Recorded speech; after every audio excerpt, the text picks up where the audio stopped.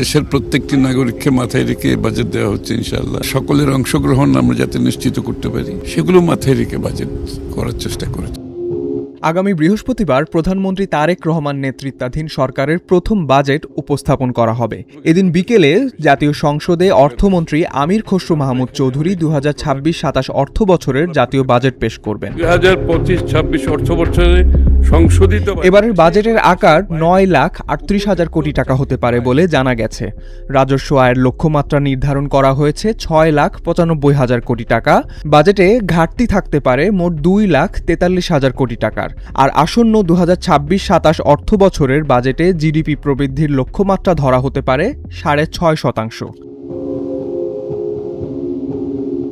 অর্থ মন্ত্রণালয় সূত্র বলছে, এবারের বাজেটে ইলেকট্রনিক খাত পেতে পারে বড় ধরনের সুবিধা। দেশে উৎপাদিত television, fridge, air conditioner, washing machine এবং অন্যান্য গৃহস্থলী পণ্যের উপর ভ্যাট 15% থেকে কমিয়ে 7.5% করার পরিকল্পনা রয়েছে। এছাড়া তথ্য প্রযুক্তি খাতেও রয়েছে বড় ধরনের প্রণোদনা। দেশে উৎপাদিত ল্যাপটপ, কম্পিউটার, মনিটর ও মোবাইল ফোনের ভ্যাট অব্যাহতি সুবিধা আরও কয়েক বছর বাড়ানো হতে পারে এই বাজেটে।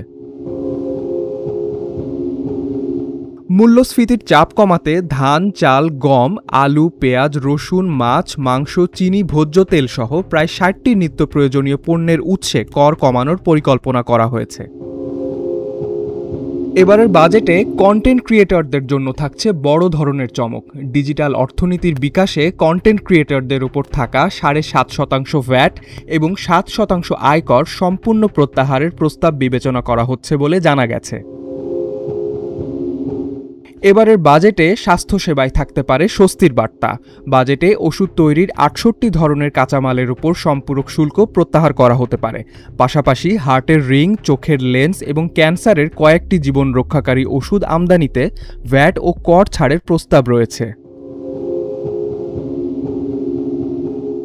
ডেস্ক রিপোর্ট, আজকের পত্রিকা।